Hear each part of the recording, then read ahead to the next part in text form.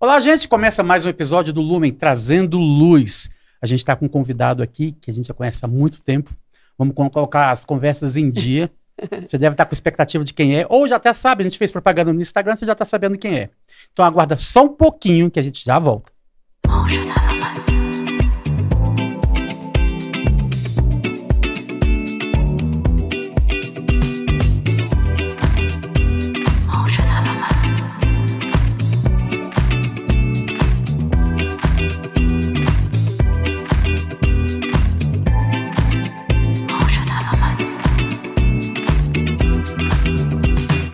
Que privilégio apresentar para você o nosso convidado de hoje. Não posso chorar, porque ele me lembra muito meu filho, amigo do meu filho, andaram juntos.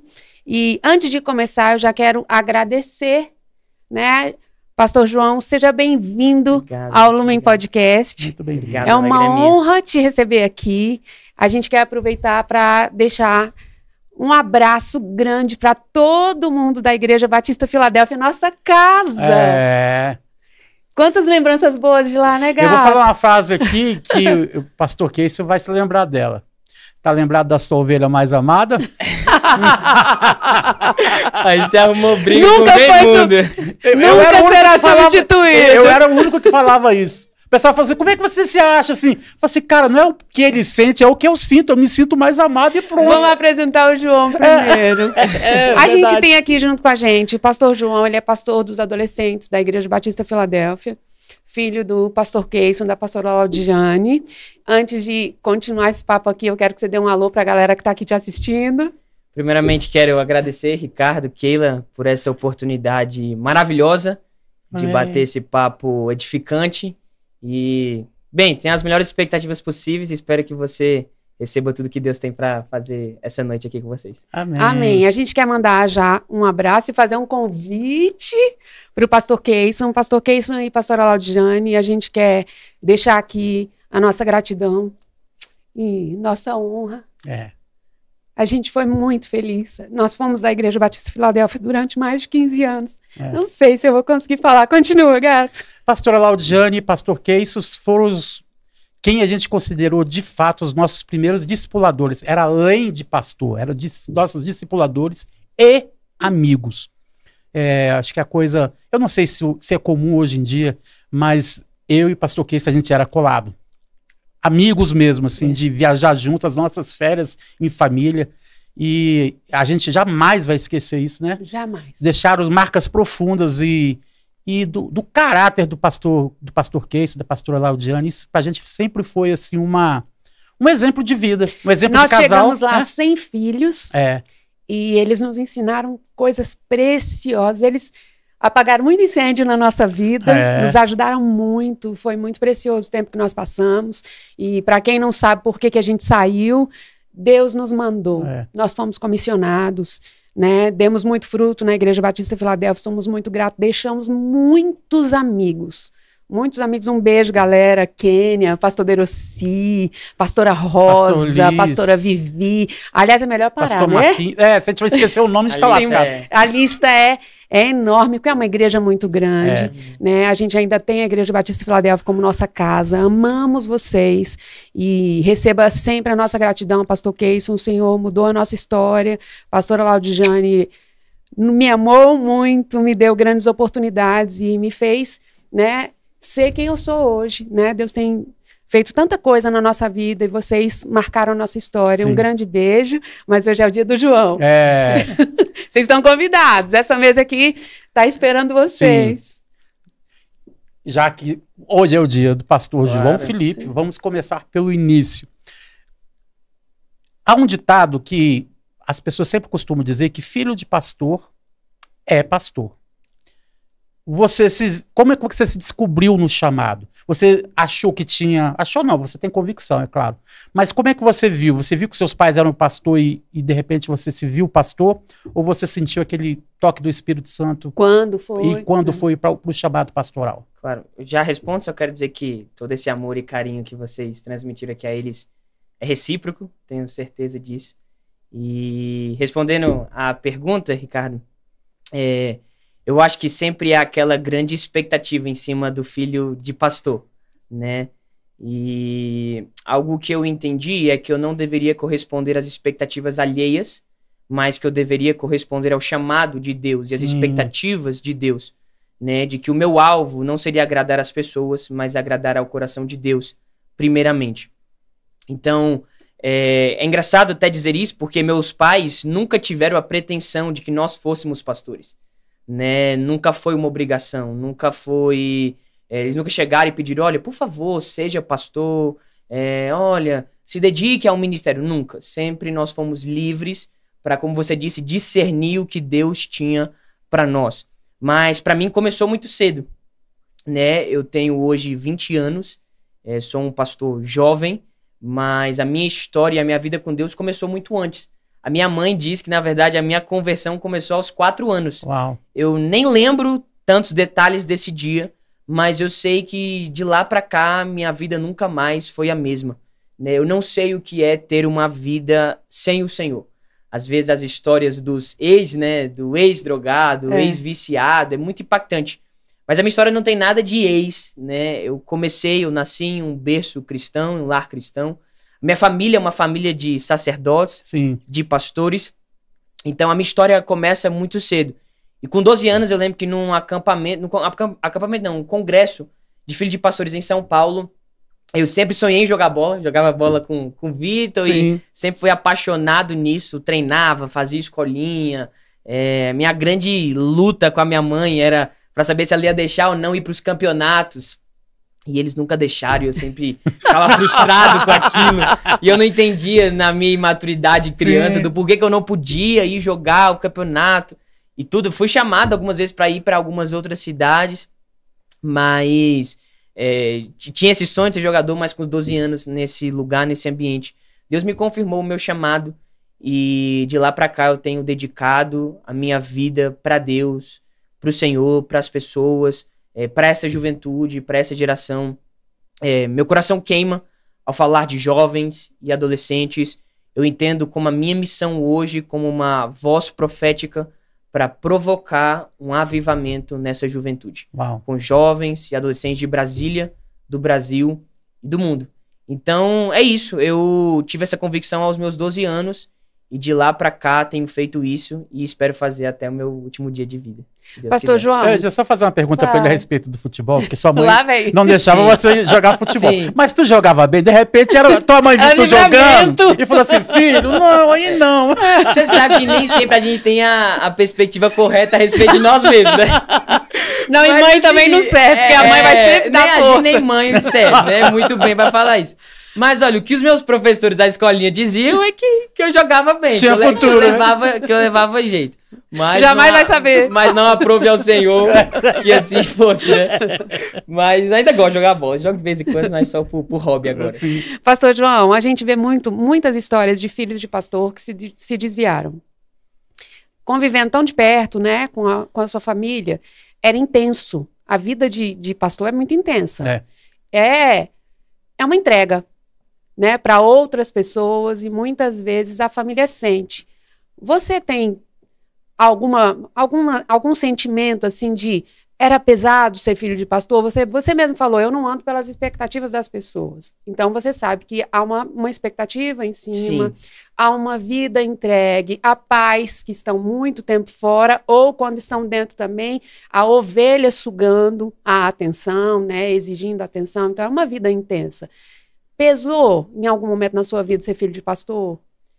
Eu diria que sim e não. Como eu disse, né, as expectativas sempre existiram e sempre vão existir, mas eu acho que um fator fundamental é você entender que você não é nem o seu pai, nem a sua mãe. Que você é um filho de Deus, que foi criado por ele, a imagem e semelhança do Criador, e que você não precisa ser igual a ele ou ela. Né? Eu carrego comigo, sem dúvida nenhuma, as características mais maravilhosas deles dois. Eles sempre falam, aprenda conosco o que é bom, né? O que não é tão bom assim, vocês podem melhorar e aperfeiçoar, mas aprendam conosco o que é bom. E assim eu trago comigo. Mas entendendo, Keila e Ricardo, que eu tenho uma identidade no Senhor, de que antes de ser filho de Keyson Laudiani, eu sou filho de Deus. Sim. E a grande diferença, Keila, eu diria que é você ter uma experiência real com Deus. Porque quando você tem uma experiência real com Deus e você entrega ao Senhor os seus ternos afetos e você realmente entende quem Deus é, e você não apenas sabe quem Ele é, mas conhece Ele. Porque conhecer não é saber da existência. Conhecer é saber de verdade. É conhecer de verdade. E eu posso dizer com a maior alegria que não tem nada de bom em mim, mas que eu fui privilegiado e encontrado pelo Senhor. E eu o conheci de verdade, entreguei os meus afetos e o meu amor a Ele. Isso fez toda a diferença, porque aí eu parei e desisti de tentar atender às expectativas dos outros, para começar a atender à expectativa de Deus a respeito de mim. E que a gente tem que entender que nem sempre agradar as pessoas vai ser agradar a Deus e vice-versa, né? Tem muitos momentos que nós vamos precisar desagradar as pessoas para agradar ao Senhor. Então, eu acho que é isso. Eu tive essa experiência real com Deus. Então, parei de... eu tenho que fazer isso porque sou filho do meu pai, tenho que fazer isso porque sou filho da minha mãe. E comecei a fazer porque eu tenho amor a Deus. Sim. Eu sirvo na obra, eu tô na igreja, não porque eu sou filho de pastor, mas porque eu sei o porquê que eu tenho que estar aqui. De qualquer forma, você estaria lá. De qualquer forma, eu estou aqui. Seja com eles ou seja sem eles. Né? Nem sempre meu pai e minha mãe estão juntos comigo. Hoje eu já tenho a oportunidade de ministrar em alguns lugares, já fui em alguns lugares em que eles não estão comigo. Mas eu tô lá por alguém que é Jesus Cristo. Então, eu acho que isso faz total diferença. E sobre se foi um peso, eu acho que não, porque meus pais sempre lidaram com isso de uma forma exemplar. Eu quero imitá-los quando eu tiver os meus filhos. Os meus pais sempre foram muito sábios em não trazer os problemas da igreja para casa. E eu acho que isso fez total diferença na nossa criação. Então, se é que eu posso aconselhar algum pastor aqui, né? Eu sou muito jovem ainda, estou começando, mas eu diria, não traga os seus problemas para casa, né? Então, meus pais sempre souberam diferenciar muito bem. Quando a gente estava em casa, nós falávamos sobre as nossas relações familiares, tínhamos conversas normais, como pessoas normais. Às vezes as pessoas pensam que a gente flutua, enfim, mas nós temos a vida comum do lar, a vida ordinária do lar.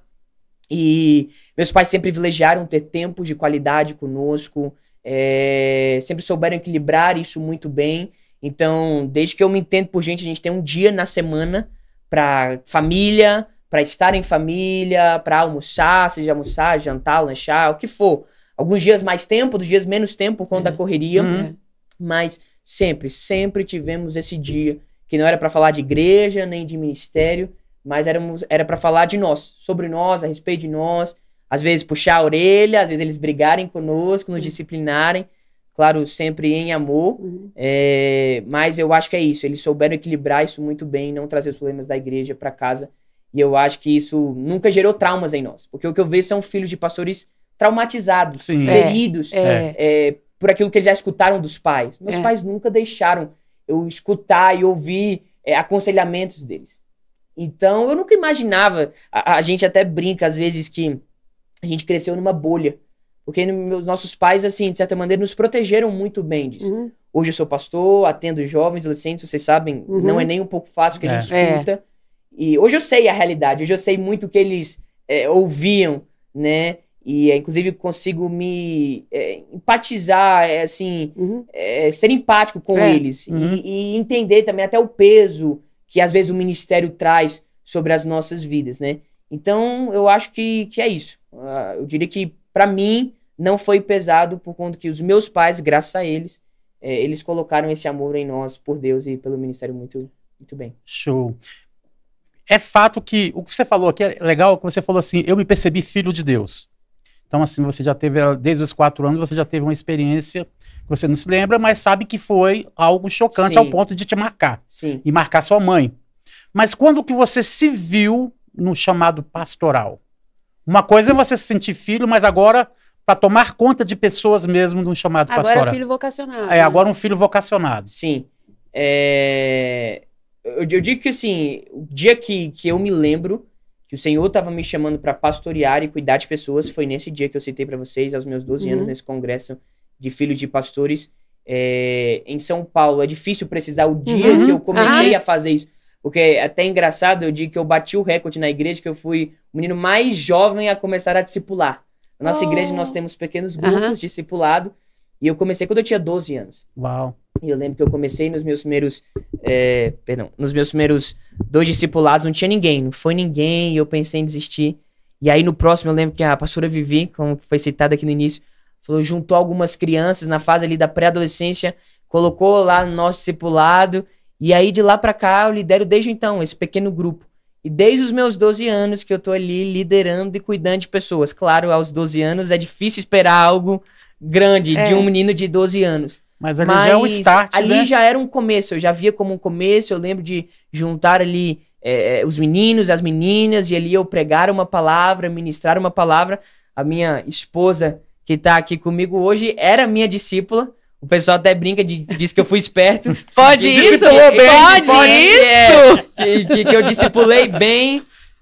Mas ela tava lá desde o começo, desde o início.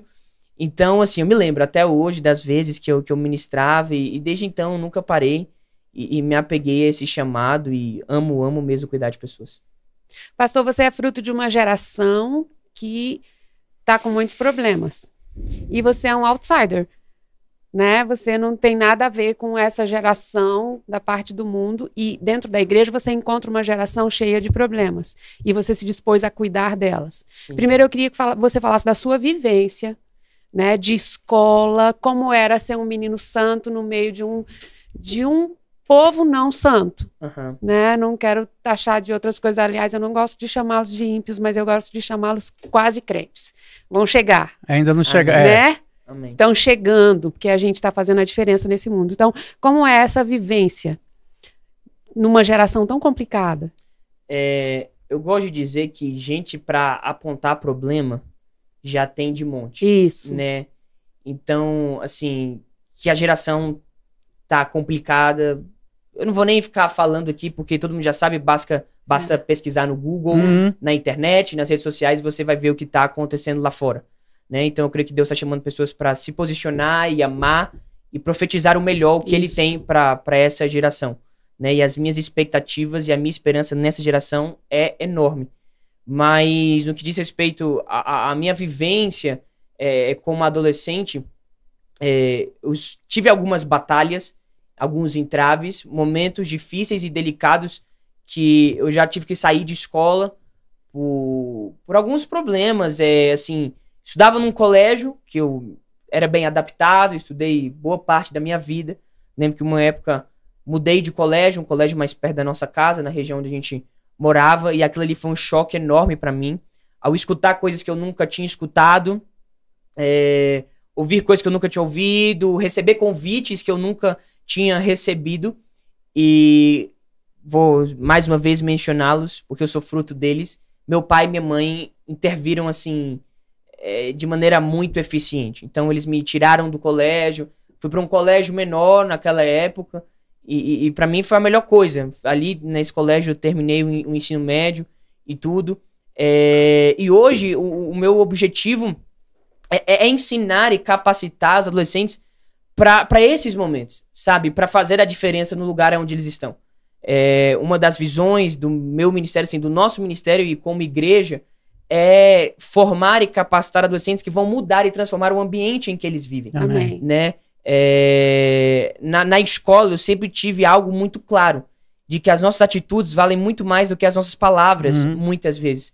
Não que as nossas palavras não sejam importantes, mas as nossas atitudes, o exemplo fala muito mais alto. Isso. O exemplo arrasta. Então, como adolescente, né, eu sempre procurei isso, ser correto, íntegro. Fui zoado muitas vezes, muito incompreendido, né? Eu quero até, assim, me solidarizar com você, jovem e adolescente, talvez esteja me escutando, e dizer que a gente é incompreendido muitas vezes, Sim. né?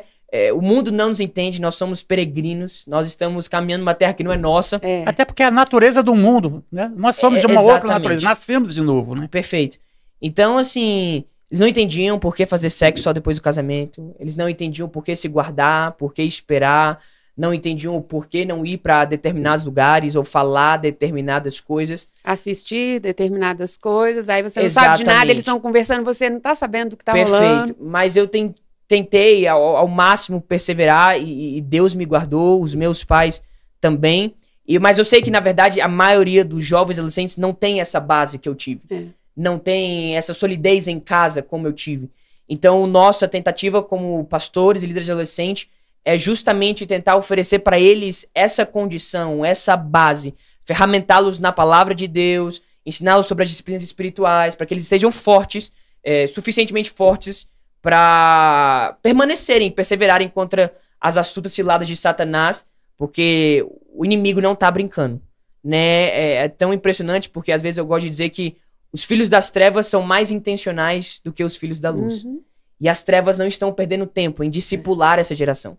Eles não estão perdendo tempo em produzir conteúdo, em estar na internet massivamente, falando com os jovens e adolescentes. Então, a nossa tentativa é, ao máximo, ser relevante, ser eficiente, através da palavra de Deus, primariamente, para ajudar esses adolescentes a pregar o evangelho nas escolas. Nós incentivamos a agir e fluir no sobrenatural, porque os sinais são para os incrédulos. Então, nós continuamente dizemos isso para eles.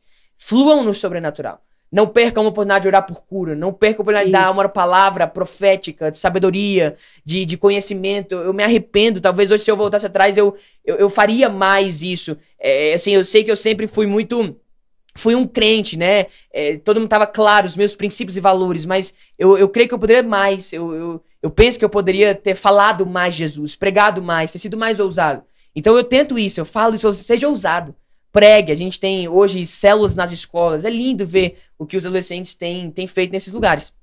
Então, a minha vivência foi um pouco assim, né? Tive batalhas, desafios, mas que me ensinaram, que me ajudaram hoje a comunicar e falar com essa geração. Pode falar. Qual você acha que é a maior dificuldade dessa geração? A identidade, família disfuncional e ele não se sente amado, não se sente querido. Você atende adolescentes, então você está ali apagando incêndio. Qual é o ponto nevrálgico mesmo? Eu diria que a falta de identidade e paternidade que você me citou, sem dúvida nenhuma, talvez eu diria que seja a raiz do problema, mas que tudo que você falou sobre pais e família é muito, muito real. É tão impressionante porque eu tenho aqui alguns dados de uma pesquisa que eu já abordei algumas vezes com os nossos adolescentes e em alguns cultos também. Lá nós temos tentado fazer um trabalho integral, né, assim, com as famílias, com as pessoas mesmo, além dos adolescentes, com os pais, pais e mães. E aí, quando a gente vai falar sobre isso, quando eu ministrei a família, eu vou achar a pesquisa para não ter o perigo de errar esses dados para vocês. Hoje, depois eu até posso compartilhar, não sei se vocês conseguem colocar a pesquisa para as pessoas poderem entrar lá e ver. Mas nessa pesquisa a gente tem os seguintes dados. 49% dos adolescentes do Brasil e da América Latina se sentem cuidados por aqueles que estão ao seu redor. 43% apenas sentem que alguém acredita neles. Ou seja, 57% dos adolescentes acreditam que ninguém acredita neles. E 35% dos adolescentes se sentem seguros a respeito de quem eles são. Então, os adolescentes e os futuros jovens do Brasil e da América Latina, em outras palavras, eles estão gritando: eu preciso de relacionamentos. Eu preciso de pessoas que acreditem em mim, que firmem a minha identidade, como a gente acabou de falar, que talvez a falta de identidade, paternidade, seja a raiz do problema, né? Então eles estão gritando, eles precisam de família. Então eu vejo que um dos papéis, inclusive, do nosso Ministério de Adolescentes, não é ser um lugar para onde eles vão, é ser uma família que eles vão pertencer. Certo? Uau, eu não quero aqui, de maneira nenhuma, tirar a responsabilidade dos pais e dizer que nós, líderes e pastores de adolescentes ou jovens, precisamos assumir esse lugar, porque nós nunca vamos poder assumir essa posição que é dos pais. É tão interessante que nessa mesma pesquisa, eles abordam dizendo que os adolescentes têm maior chance, a porcentagem é 42%, de aprender sobre a palavra de Deus quando são os pais que estão ensinando. Então, quando a porcentagem é menor, quando são pastores ensinando a palavra, muito menor ainda quando são professores ou outras pessoas.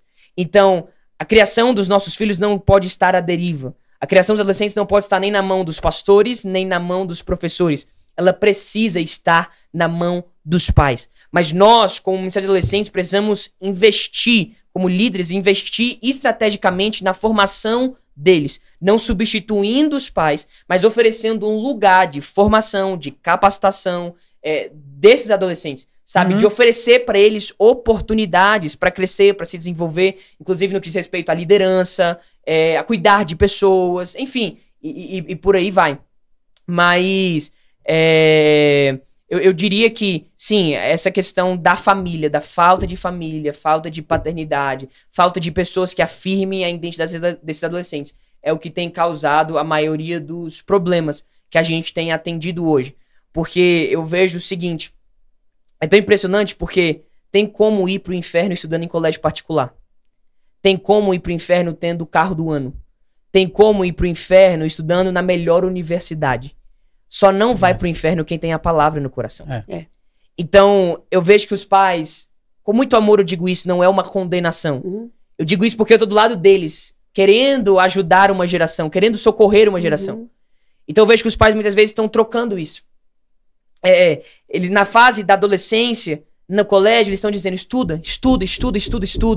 Faz vestibular, faz cursinho. As escolas hoje são integrais, a maioria se prepare para esse mundo. Se prepare. Investindo. Então, o menino vai para a escola de manhã, vai para o cursinho à tarde, quando as escolas já não são integrais, né, de manhã e de tarde, e eu não tô fazendo aqui nenhuma apologia à preguiça ou incentivando a não estudar. Pelo contrário, eu tô incentivando a colocar as prioridades no devido lugar. O que é prioridade no lugar certo. Então, e aí quando o menino cresce aprendendo isso, falando sobre estudo, ele entra na universidade já praticamente perdido, ali ele termina de se perder, ele desvia, e aí os pais vêm chorando em lágrimas, por favor, salva o meu filho, por favor, ajuda o meu filho. Mas na verdade, na hora que ele deveria ter levado o menino à igreja, ensinado o menino no caminho que deveria andar, ele não fez isso. A Bíblia vai dizer em Deuteronômio, capítulo número 6, que o pai deve ensinar o amor ao Senhor. Aonde? Sentado à mesa. É tão interessante que a Bíblia faz questão de falar sobre a mesa, sobre o poder que a mesa carrega, do olho no olho, do pai olhando no olho do filho e ensinando os caminhos do Senhor. Keila, Ricardo, vocês sabem muito bem, vocês pastoreiam. É raro a gente ouvir sobre cultos no lar. É raro hoje em dia ouvir sobre pais que fazem cultos no lar. E eu não tô aqui defendendo culto no lar, que tem que se fazer culto no lar, que essa é a maneira certa, enfim. Mas talvez ali a gente tenha perdido, não a questão do culto no lar, mas tenha perdido a cultura de ensinar a palavra de Deus nos lares, dentro de casa. Os pais estão esperando que os pastores ensinem na igreja.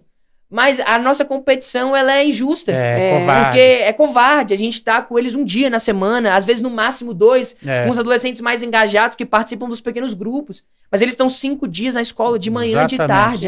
As redes sociais não estão brincando. Então, eu vejo que assim, os pais precisam assumir a responsabilidade que é deles. De conhecer os filhos, de saber quem eles são, de sentar à mesa, ensinar o amor ao Senhor, de saber quais são os sonhos, os medos, os desafios, as qualidades dos filhos, né? Conhecer é passatempo. Então eu quero fazer um apelo aqui a você, pai e mãe que está nos escutando. Passe tempo com o seu filho. Passe tempo com o seu filho. Né? A gente tem feito esse apelo na nossa igreja, dizendo, a gente até às vezes mexe numa caixa de abelha, dizendo, como você, pai e mãe, não sabe o que o seu filho assiste? Como você, pai e mãe, não sabe as mensagens que o seu filho troca? Às vezes os pais e as mães vêm desesperados porque eles perderam o time. Perderam o tempo. Na hora que era pra estar acompanhando, eles não estavam acompanhando. E, sendo bem sincero, depois as coisas desandam. E é difícil voltar pro trilho. Eu termino só dizendo que há pesquisas que dizem que, eu não vou lembrar exatamente a porcentagem, mas ela é mínima, de alguém aceitar Jesus depois dos 12 anos. Então, o tempo é muito curto. Então, o tempo que você, pai e mãe, tem é curto. E se você não aproveitá-lo, talvez seja tarde demais. Eu gosto de falar, pastor, que a gente não reproduz o que a gente diz, a gente reproduz quem a gente é. Exatamente. E eu vivi uma experiência com Deus muito legal. Eu passava tempos na minha oração orando aquele texto que diz, aviva a tua obra ao Senhor, no decorrer dos anos fazia conhecida. Um dia o Senhor falou comigo que esse avivamento não era um movimento que desce do céu. Esse avivamento é algo provocado. E o agente do avivamento na minha casa era eu. Então não dá para criar filhos avivados e filhos cheios de Deus se você não é uma mãe cheia de Deus. Se você não é um pai cheio de Deus, não vai acontecer. Porque não é por osmose. é por ensino. E lá em Deuteronômio, em Josué capítulo 1, fala, olha, dessas palavras é para você falar sentado no caminho, andando, ao deitar, ao levantar. Quer dizer, é em todo momento. É instruir mesmo, é inculcar é dizer de novo, muitas vezes. Então, essa história de vamos colocá-los no meio dos adolescentes é importantíssimo. Mas o que você faz dentro de casa e quem você é, se quer uma solução para sua casa, começa por você. Simples assim. Seja uma mulher avivada e você vai ter uma casa avivada. Seja um homem avivado, você vai ter uma família avivada. Isso é tão interessante que assim, a gente acompanhou a sua criação do Dan, pastor Daniel, da Suzana, e dos nossos filhos, e a gente vê como seus pais eram e são empolgados em ir para a igreja, fazer a obra. É o que você falou, ele podia estar falando o tempo todo, mas podia não estar empolgado com aquilo. E por não estar empolgado com aquilo e sentir vida no que fazia, não ia trazer isso para vocês. Sim. Então foi muito mais pelo que vocês viram fazer, pela atitude e o estilo de vida deles, como dos nossos filhos também, que hoje estão no ministério, também estão enraizados mesmo, porque a palavra é enraizados mesmo, eles foram plantados no evangelho, né? E como faz sentido que palavras não vão adiantar, agora os exemplos arrastam mesmo. É tão interessante porque não espere que o seu filho queira ir para a igreja se você troca a igreja por futebol. Não espere que seu filho vá para a igreja, para a escola dominical, se você troca a igreja por Fórmula 1, por assistir TV, por assistir o jornal. Isso que você falou foi muito real. Sempre vi meus pais empolgados ao estar na igreja, ao servir o Senhor. Então, não espere que seu filho ame a palavra se ele não vê você lendo a Bíblia. Não espere que seu filho ame a oração se ele nunca te vê orando. Os filhos vão replicar aquilo que os pais fazem. Eu volto a repetir o que vocês muito bem falaram agora. O exemplo fala mais do que as palavras. O exemplo fala sempre mais alto. Então, se você quer ver algo na vida do seu filho, faça você primeiro. Se você quer ver o seu filho fazendo algo, eu te desafio. Faça primeiro e você vai ver o resultado acontecer. Eu queria falar com você um pouquinho sobre desigrejados. Perfeito. Essa é uma... A gente tem estatísticas de que eles são muitos, né? Dizem que a porta de saída da... A igreja mais cheia de hoje é a igreja dos desigrejados. Né? É triste ouvir isso. Eu queria que você falasse para as pessoas sobre a importância da igreja na vida das pessoas. Perfeito. Eu vejo o relacionamento com a igreja quase como o relacionamento com o marido e com a mulher. Né? Com o marido e com a esposa. Tão sério assim? Eu diria que sim. Né? Porque o relacionamento com a igreja é como uma aliança. Infelizmente, o movimento de desigrejados tem aumentado cada vez mais porque a gente perdeu com o tempo os relacionamentos de aliança.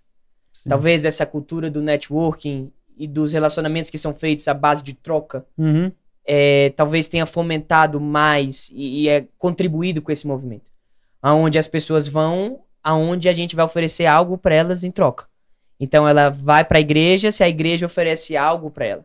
Ela participa do grupo se o grupo tem algo para oferecer para ela. E nunca foi sobre isso. Igreja é sobre aliança. E da mesma maneira que a gente não separa do marido e da esposa quando algo não nos agrada, por que a gente sai da igreja quando qualquer coisinha acontece conosco? Por que a gente sai da igreja quando a gente briga, tem aquele pequeno conflito com aquele outro irmão? Então, eu diria que falta para nós, como igreja brasileira, o entendimento sobre relacionamentos de aliança. Sair desse nível de relacionamentos superficiais e assumir com o fato de estar numa igreja, estar aliançado a um corpo. É estar aliançado a alguém. Porque, Ricardo, Keila, a premissa da igreja é um ajuntamento de irmãos. E talvez essa palavra irmão, ela perdeu com o tempo a importância e a credibilidade, a autoridade que ela carrega junto com ela. Porque a gente fala assim, você é meu irmão, irmão na fé. Mas não, deveria ser irmãos literalmente. Porque o que me faz ser irmão de você? O que me faz ser seu irmão não é ter o mesmo sangue. O que me faz ser seu irmão é ter o mesmo pai. Exatamente. Então, quando a gente tem o mesmo pai, nós nos tornamos irmãos. Então, deveria ser como irmãos. A gente não deixa de se tornar irmão do outro quando a gente briga. A gente não deixa de se tornar irmão do outro. Eu não posso me deixar de me tornar irmão da Suzana e do Daniel que são meus irmãos de sangue, porque a gente se desentendeu. Então, essa falta de entendimento sobre relacionamentos de aliança, de que eu não tô na igreja para ser agradado.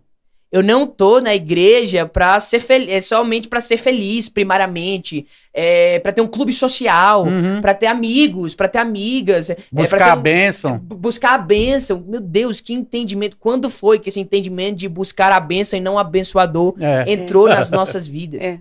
Sabe? É tão errado. As pessoas já não querem mais servir.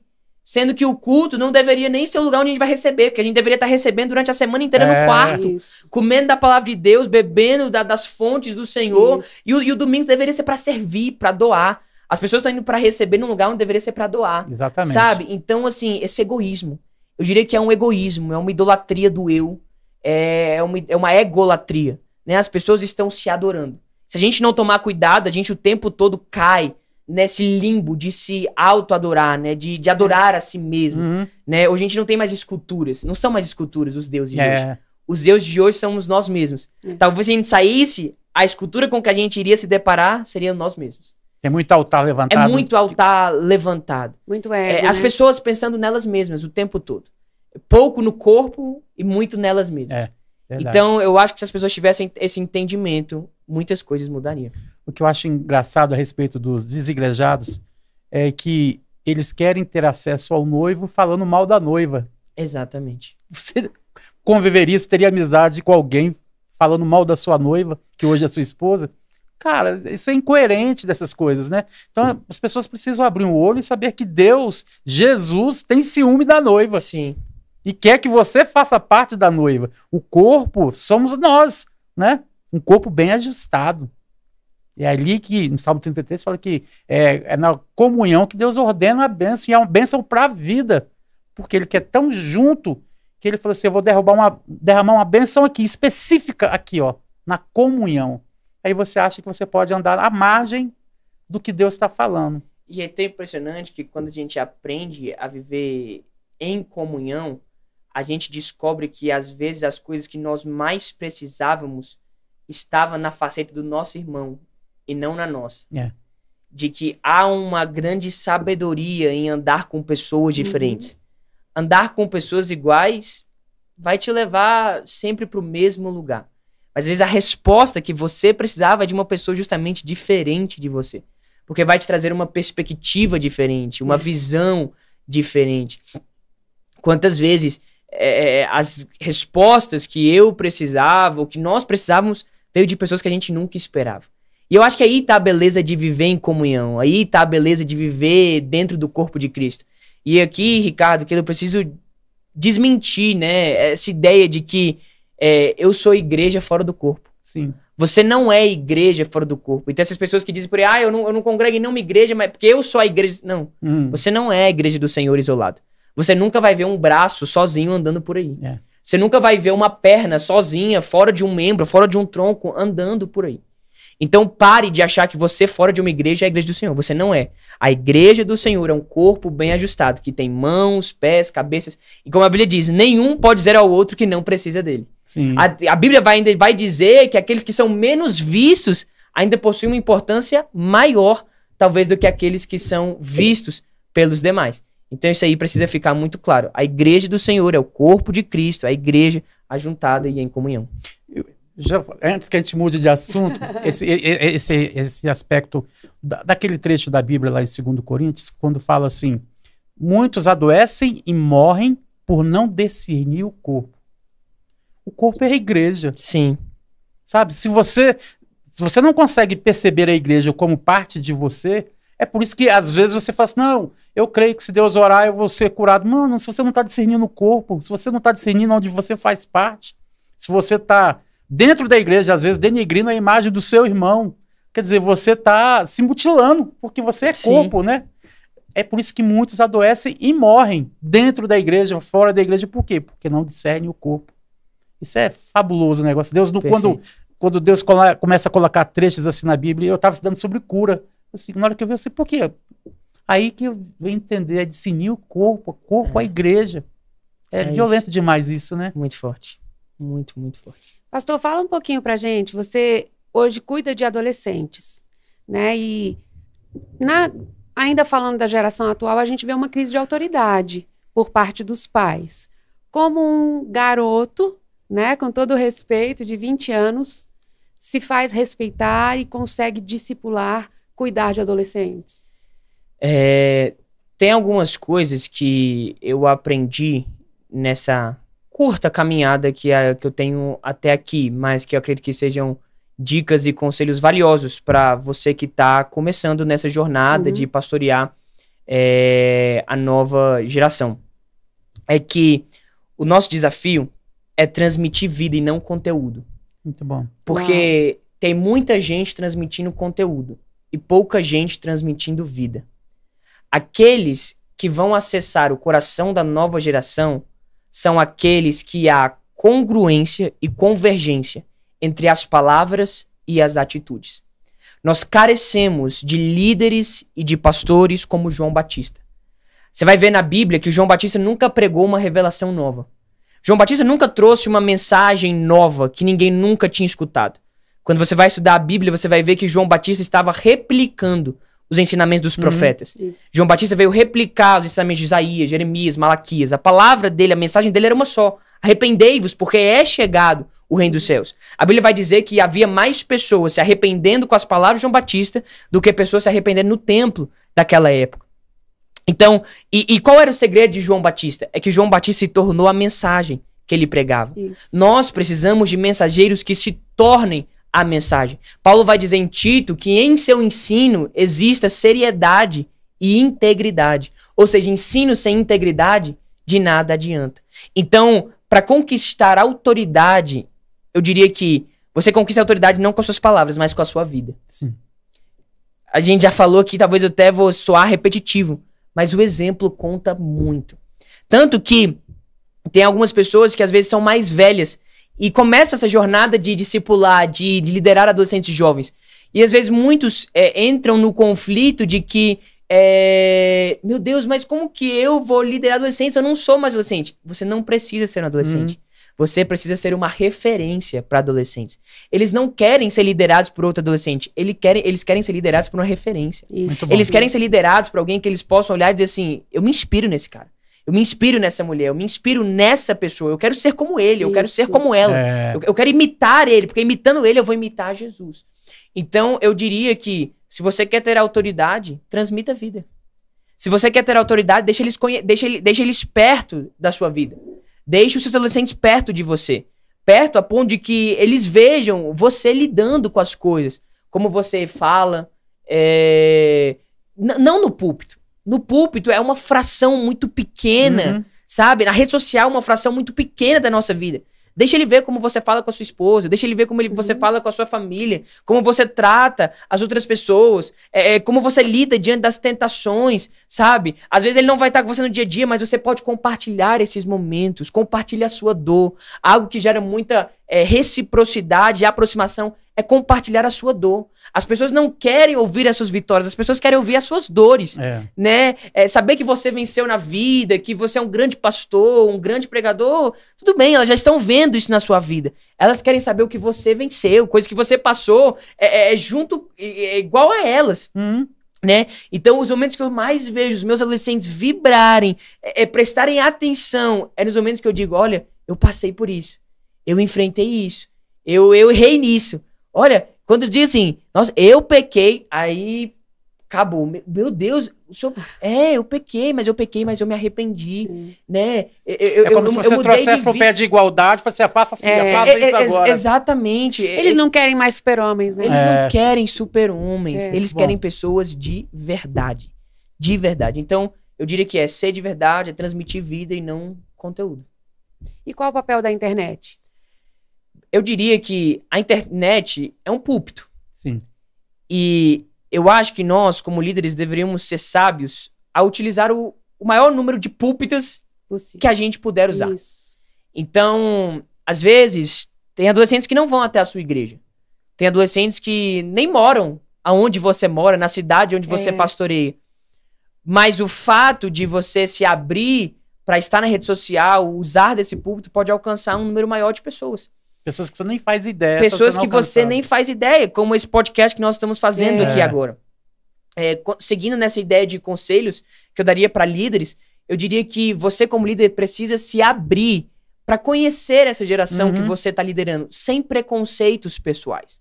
Infelizmente, a igreja não está mais respondendo às perguntas que os adolescentes estão fazendo. E a razão pela qual nós não estamos fazendo mais as perguntas que eles estão fazendo é porque nós não estamos inseridos, nós não estamos aprendendo, nós não estamos buscando saber o que eles estão consumindo, o que eles estão assistindo, o que eles estão ouvindo.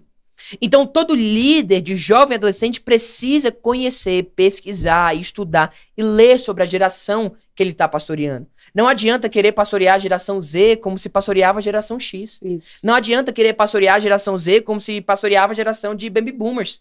É uma geração completamente diferente, com características diferentes. A geração Z é muito autônoma, e ao mesmo tempo que é autônoma é muito ansiosa. Então a gente precisa saber lidar entre essas duas coisas, a autonomia que eles têm, mas como a autonomia tem gerado ansiedade neles.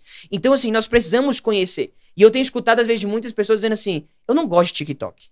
Eu não vou entrar no TikTok, eu não vou... meu Deus, aquilo ali é uma besteira, só tem coisa ruim.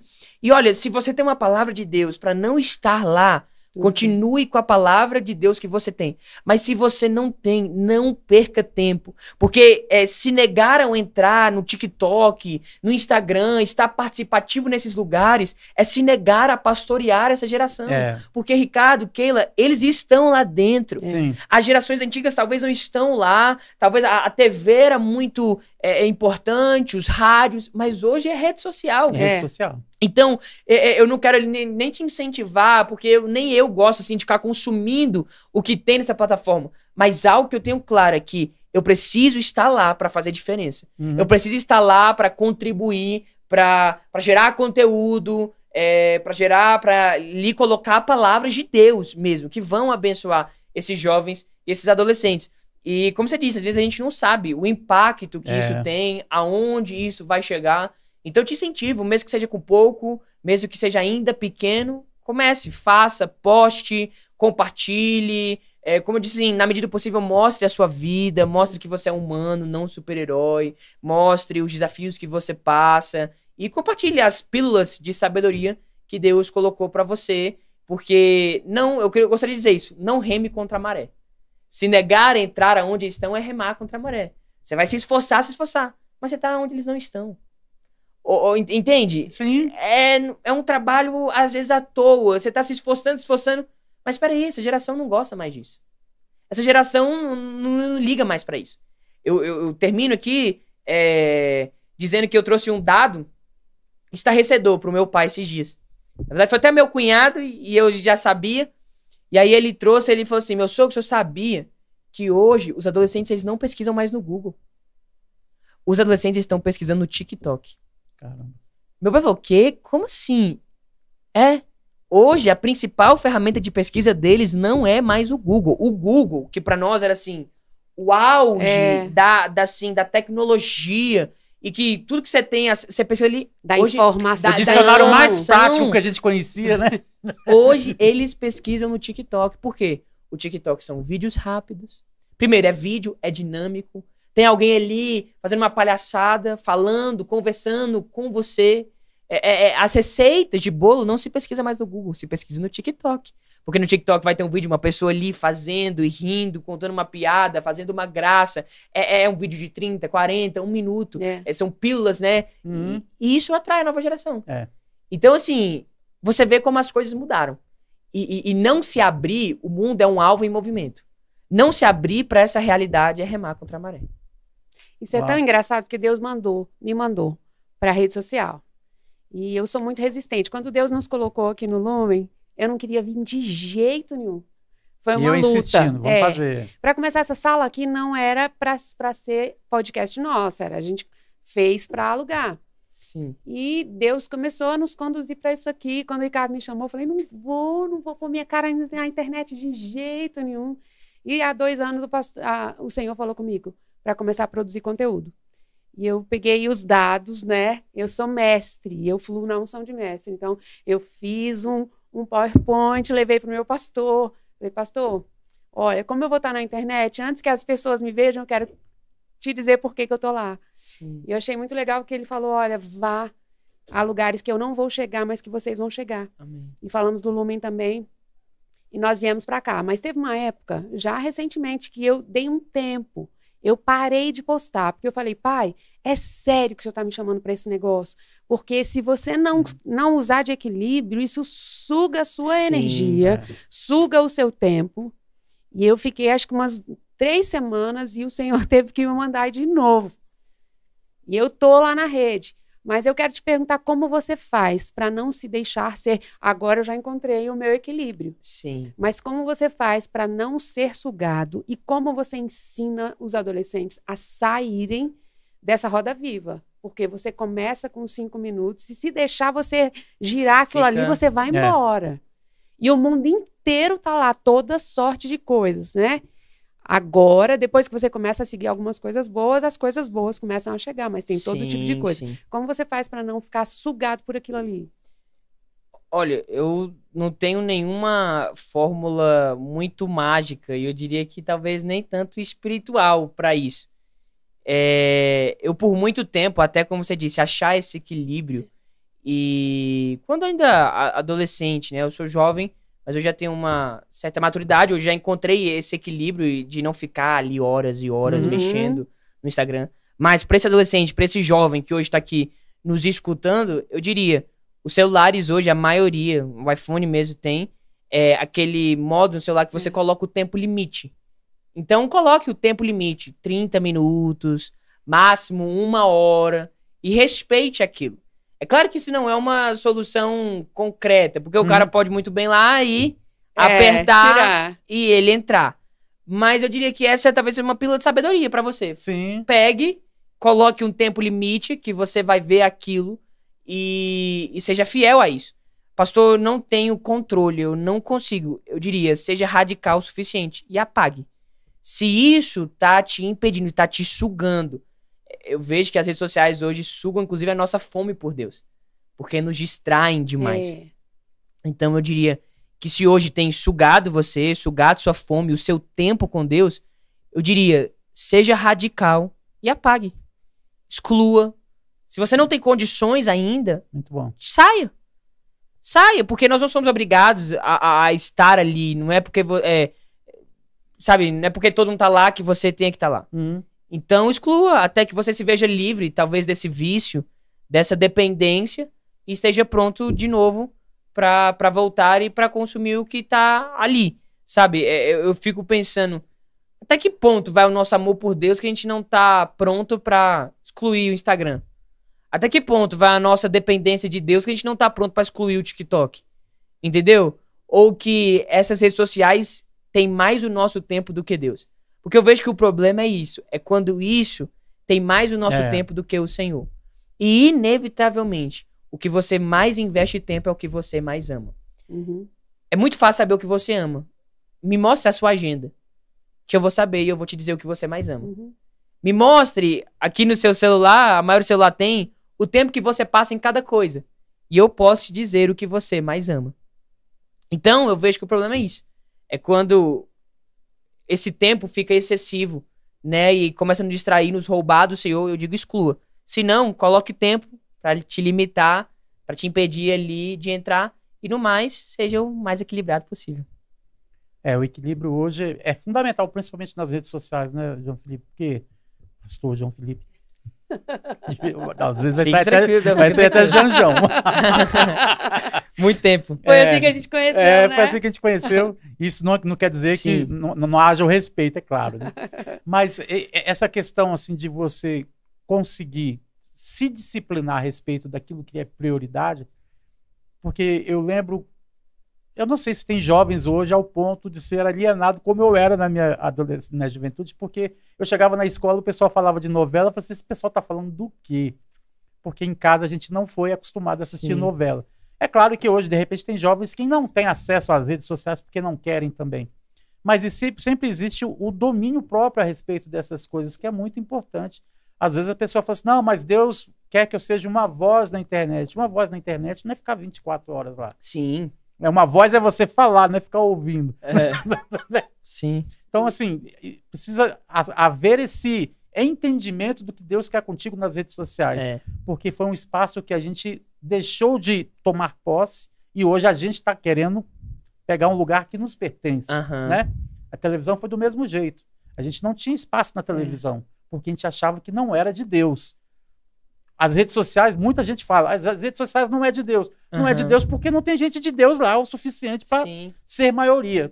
Então, é chegar lá com maturidade de ser uma voz, não de ser um par de ouvidos, né? Exatamente. Pastor, você falou aí sobre os amores, né? Me mostra a sua agenda que eu te digo que você ama. Os amores são treináveis. Você ama aquilo que você faz com frequência. E o nosso amor por Deus também é treinado. Quando você começa a namorar alguém, a primeira conversa, a primeira saída, ela é sem graça, a gente não sabe o que conversar, a gente fica sem jeito. Mas quando a gente começa a se relacionar com aquela pessoa e a gente começa a ser insistente e a conversa vai aumentando, a intimidade vai aumentando. Então, o nosso amor por Deus é treinável. Eu falo muito sobre vida devocional no meu Instagram. Eu recebo mais perguntas sobre isso. As pessoas querem aprender a ler Bíblia, elas querem. E hoje é muito acessível, né? Hoje você tem Bíblia em todo tipo de versão. Outro dia me perguntaram qual é a melhor versão. Eu disse, a que você lê. É verdade. A que você lê é a melhor versão. Então, eu queria que você falasse um pouquinho sobre a sua vida devocional, sobre como você foi treinado em vida devocional, porque você foi treinado. Sim. Seus pais treinaram você. Então, fala um pouquinho sobre quem precisa desenvolver sua própria vida devocional e fala um pouquinho sobre como os pais podem desenvolver a vida devocional dos filhos. Sim. Sobre os pais, eu diria que a primeira coisa foi o que a gente já falou. Comece você. Deixe, às vezes os pais... não intencionalmente, sem ter essa intenção, eles não deixam os filhos verem eles orando, lendo Bíblia, porque às vezes faz no quarto, faz de manhã cedo, antes do filho acordar, da filha acordar. E são raros os momentos que os filhos veem eles fazendo isso. Mas eu diria, seja intencional, vai ler a Bíblia na mesa. Chama teu filho para orar. Porque isso vai criando essa cultura, fomentando essa cultura de dizer, isso aqui é importante. Como nós falamos, né? O que você gasta tempo revela a importância que você dá, revela o nível de importância que você dá àquilo. Então, mostra aos seus filhos que você gasta tempo com Deus. Lendo, orando, jejuando. Fale pra eles, olha, meu filho, hoje eu não vou comer porque eu tô jejuando. E aqui eu não tô falando nem pra você se amostrar, não é isso. Mas é mostrar pra eles a importância que tem. Sim. E que primeiro você está fazendo isso. Né? Então, assim, a minha devoção a Deus, porque a palavra devocional vem de devoção. Então, nós estamos falando sobre devoção aqui. Não é sobre um tempo no dia, não é sobre uma agenda. Nós estamos falando sobre a devoção a Deus. Né? Como a gente entrega a nossa devoção ao Senhor. Então, eu vi a minha mãe várias e várias vezes, na sala de casa, deitada no chão e chorando. E eu lembro que eu pequeno perguntava pra ela, mãe, o que você tá fazendo? Por que você tá chorando assim? E a minha mãe é uma mulher muito quebrantada. E ela fala, meu filho, eu tô na presença do Senhor. Incansáveis vezes eu fui acordado pelo meu pai, cedo, antes de ir pro colégio. Meu pai ama orar alto. Ele não consegue orar baixo. Então, sempre que ele ora alto. Ele passava no corredor, a gente morava no apartamento, ele orando. E às vezes eu acordava e eu sabia que ele estava orando. Então, ao ver isso nos meus pais, eu aprendi, né, essa questão da importância da devocional, da devoção ao Senhor. E na minha vida hoje, essa é uma tônica muito forte para mim. A devoção ao Senhor, a paixão pelo Senhor, né, sobre entregar ao Senhor essas afeições, amar o Senhor acima de todas as coisas. Porque amar o Senhor acima de todas as coisas é o maior atestado de sucesso que você pode mostrar ao Senhor. O Senhor não vai perguntar para você o que você conquistou na terra, quantos carros, quantas casas, quantos diplomas você teve. O que importa para o Senhor e para o Senhor é se você, durante o seu tempo aqui, amou Ele acima de todas as coisas. Vem, filho, eu te conheço. Exatamente, vem porque eu te conheço. Você não precisa se apartar de mim porque não te conheço. Mas é tão interessante porque a vida devocional, ela não é teoria, ela é prática, né? A gente fica muito na teoria, mas a gente tem que cair um pouco para a prática. E qual que é a prática disso? A primeira coisa, eu encaro a vida devocional como a minha prioridade. E por isso ela tá no primeiro lugar do meu dia. Então, assim, eu diria que eu te incentivo, se você pode, coloque o seu momento com Deus no primeiro momento do seu dia. Porque Deus, ele não quer ser o primeiro lugar. Deus, ele quer ser tudo. Deus não quer ser o primeiro lugar da lista. Ele quer ser a lista, porque tudo gira em torno dele. Porque tudo vem depois dele. Quando a gente vê a história sobre Caim e Abel, a gente vê que para o Senhor o que não é tudo não vale. O que não é o melhor, o que não é o mais excelente, o que não é o primeiro, não vale. Talvez a entrega de Caim não foi ruim. Só que não foi o primeiro. E não foi o melhor. Então Deus quer o primeiro e Deus quer o melhor. E isso vale para os nossos dias. Então eu diria, se você quer ter uma vida de devoção real a Deus, coloque ele no primeiro momento do seu dia. Porque a gente tem o costume hoje de acordar e a primeira coisa que a gente faz é mexer nisso aqui. E, meu Deus, como isso tem acabado com as nossas vidas. Né? O fato da gente trocar o Senhor pelo celular. Eu gosto muito de um autor, e aqui eu quero fazer menção desse livro, que mudou a minha vida devocional, que é o livro Ensina-nos a Orar, do autor chamado Cor Russell, lá dos Estados Unidos. Ele é um americano. E ele diz nesse livro que ele gosta de orar todos os dias às 6 da manhã. Porque, inclusive, o fato de orar às 6 da manhã livrou ele das decisões mais bestas e mais burras que ele poderia tomar na vida. Porque o fato de orar cedo vai te exigir dormir cedo. E ele traz no livro uma pesquisa de que as decisões mais insensatas que nós tomamos acontecem depois das 22 horas da noite. Então ele disse, até o fato de orar cedo mudou a minha vida completamente. Me livrou de decisões erradas, de decisões insensatas, de brigas, de discussões. E ele traz um ponto muito importante também, porque o fato de você colocar a devocional no primeiro momento do dia, aquilo ali direciona o seu coração como uma bússola para viver o restante do seu dia. Então, quantas vezes na nossa vida a gente está vivendo ali o dia a dia e surgem desafios, surgem dificuldades, que a gente toma as decisões corretas por conta daquilo que a gente lembra que a gente leu no dia.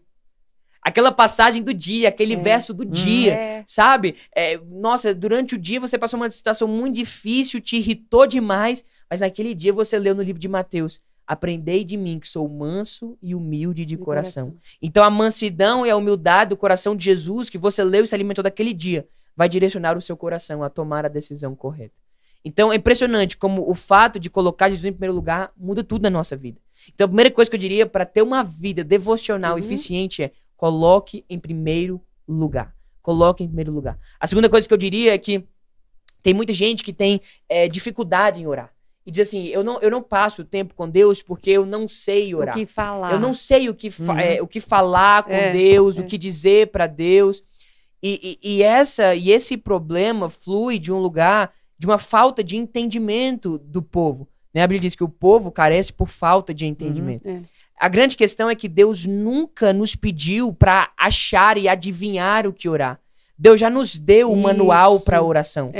A grande questão de que os crentes não sabem o que orar é porque os crentes não estão orando à vontade de Deus, que é a própria palavra dele. Eu te desafio, comece a orar a palavra de Deus e você verá que você não vai ter tempo suficiente para orar tudo o que você precisa.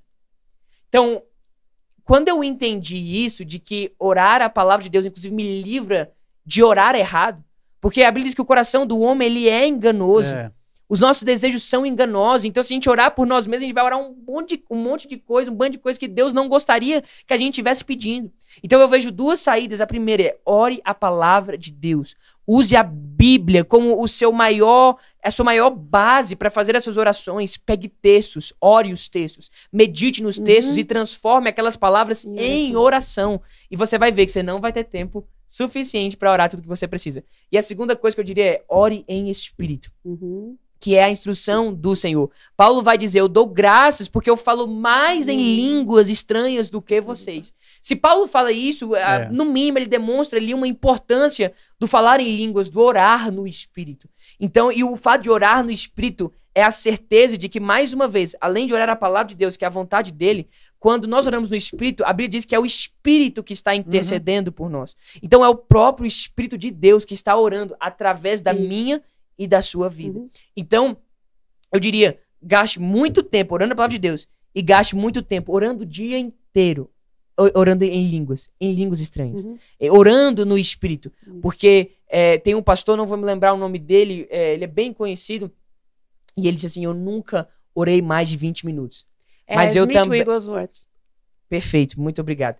E ele diz, eu nunca orei mais de 20 minutos, mas nunca passei mais de 20 minutos sem orar. Ressuscitou mais de 20 pessoas. Então, eu vejo isso. E a vida devocional, como eu falei, fala da devoção a Deus, e a devoção a Deus não acontece só no quarto. Maldita, talvez eu diria, a hora que a gente entendeu que a devocional é no quarto. A devocional é no momento da porta fechada somente. Não estou excluindo aqui a importância desse momento. Mas eu estou dizendo, a vida devocional é uma vida de devoção a Deus integral. 24 horas por dia, todos os dias da semana, dentro ou fora do quarto. Então, Ricardo, tem como falar com Deus dentro do carro. Tem como falar com Deus lavando louça. Tem como falar com Deus numa reunião. Às vezes, numa reunião, você tá lá, você tá aqui orando no Espírito. Você tá aqui, sabe, ligado no Senhor. Então, assim, eu diria isso. Ore a palavra, ore no Espírito.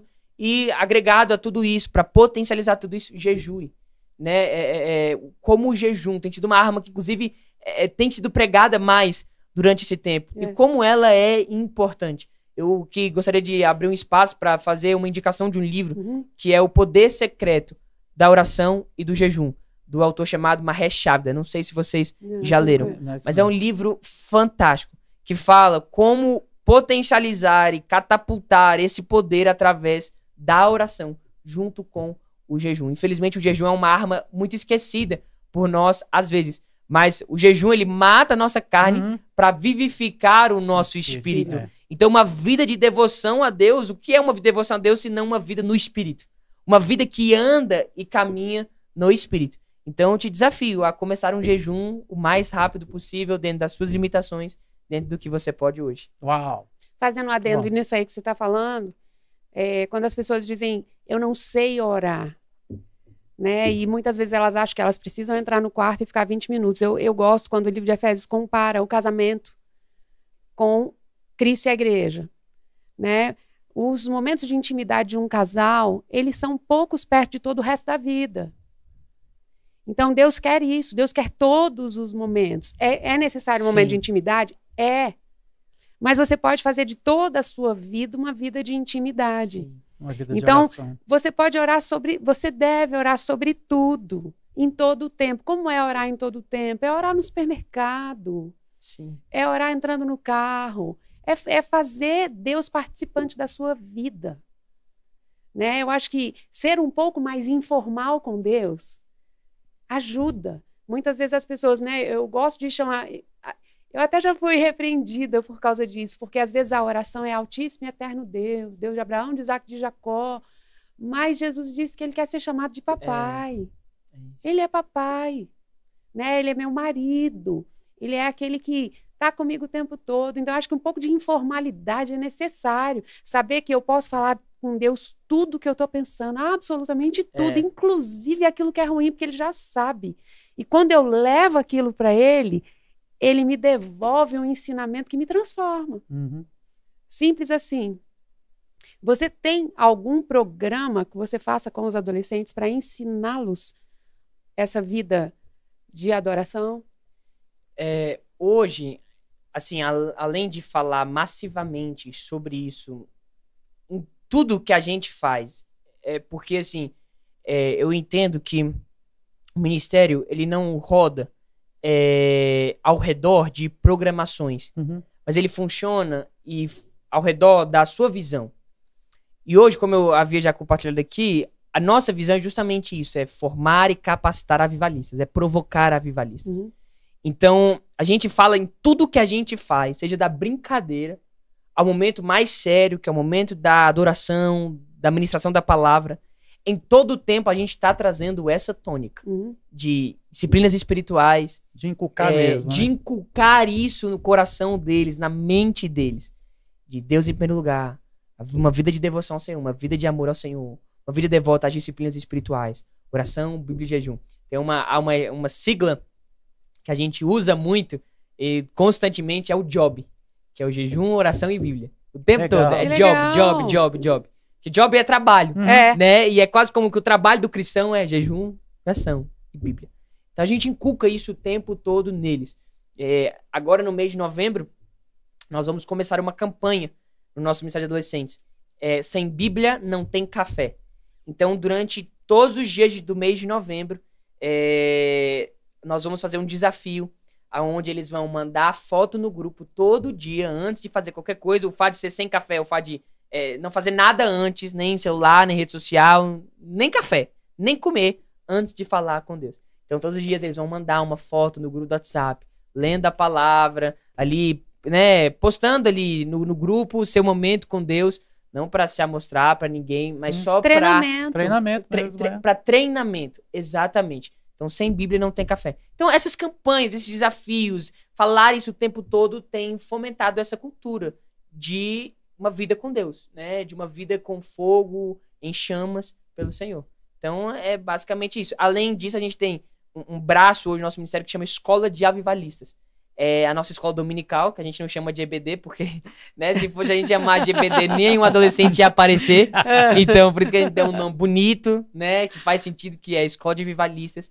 E todo domingo nós estamos lá e trabalhando nisso.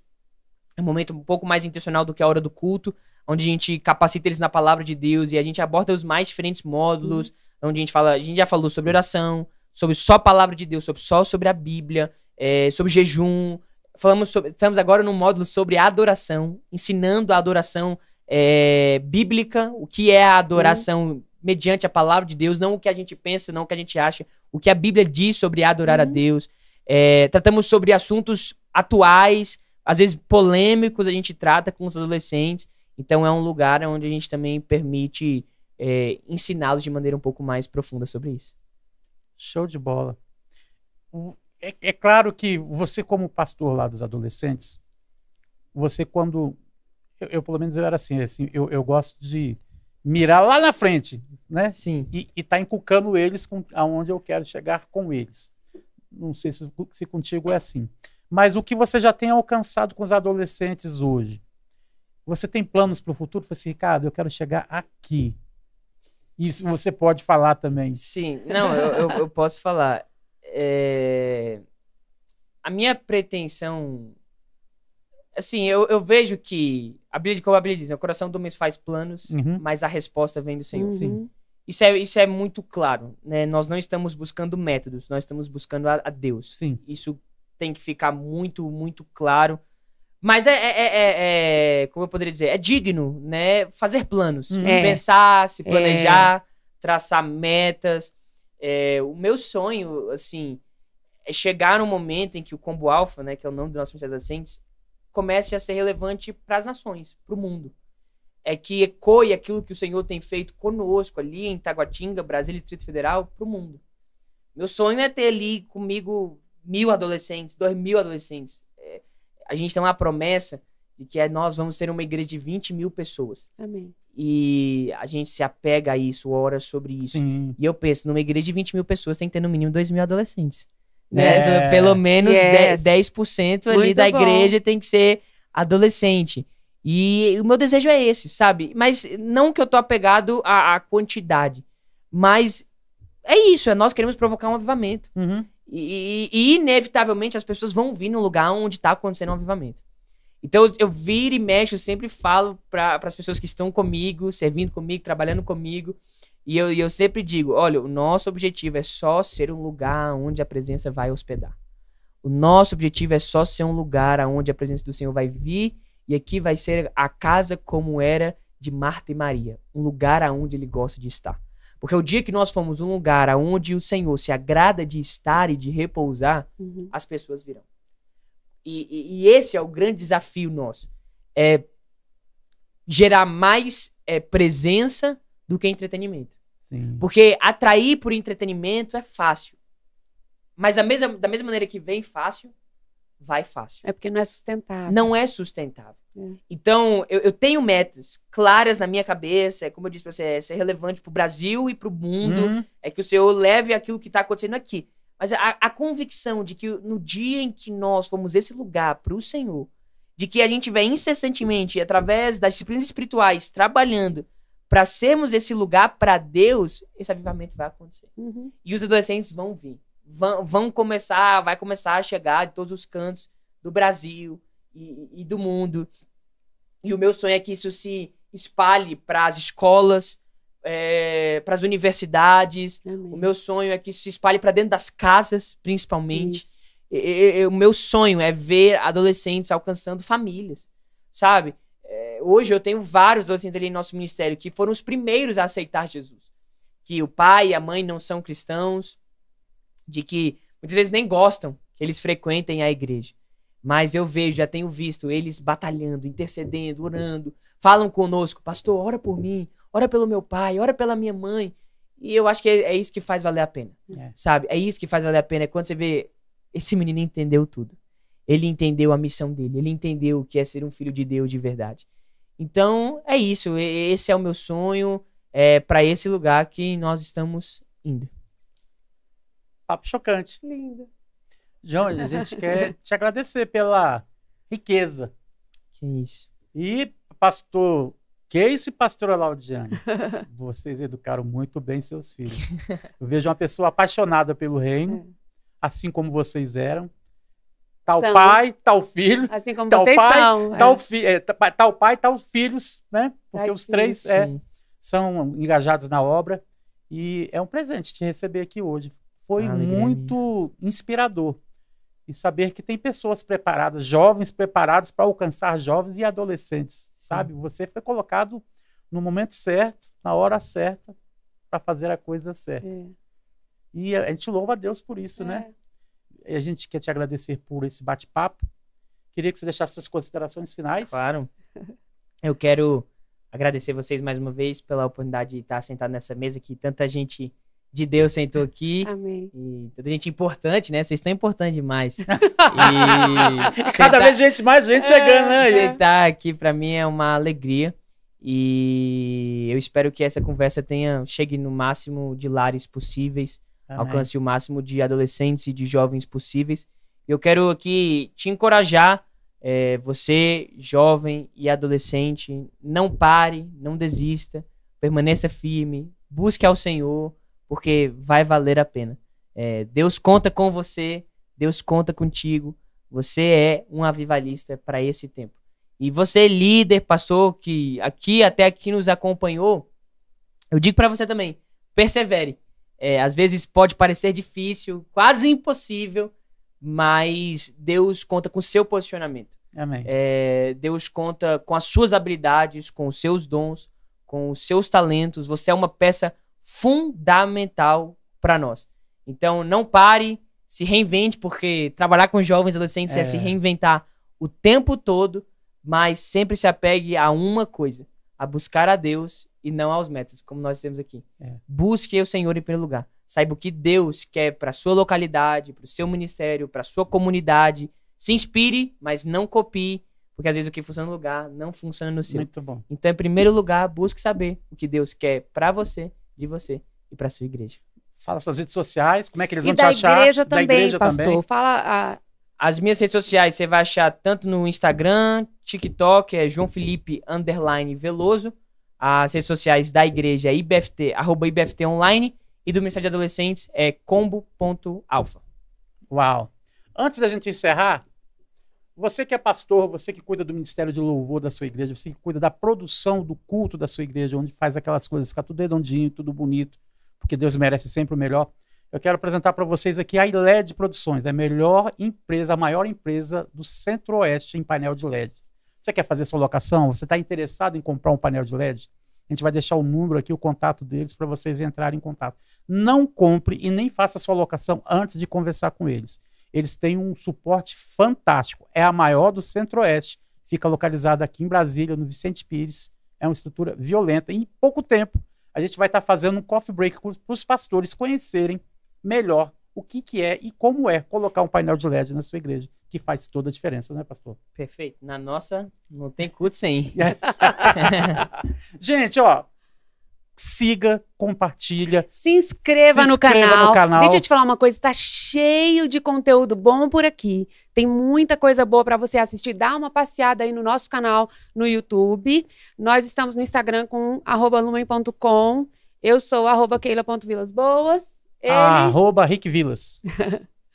E é um prazer ter você aqui. Divulga esse papo, manda para os pais de adolescente, manda para os seus amigos adolescentes. Vamos edificar pessoas, vamos abençoar o mundo e vamos gerar avivalistas. Amém. E nessa Câmara Central aqui, a gente se despede. Vivam na prática da palavra, se aprofunde nela. Deus quer te encontrar. Falta só você dar um oi, Senhor, eu tô aqui, fala comigo. Ele vai falar contigo. Até a próxima. Deus abençoe vocês. Tchau.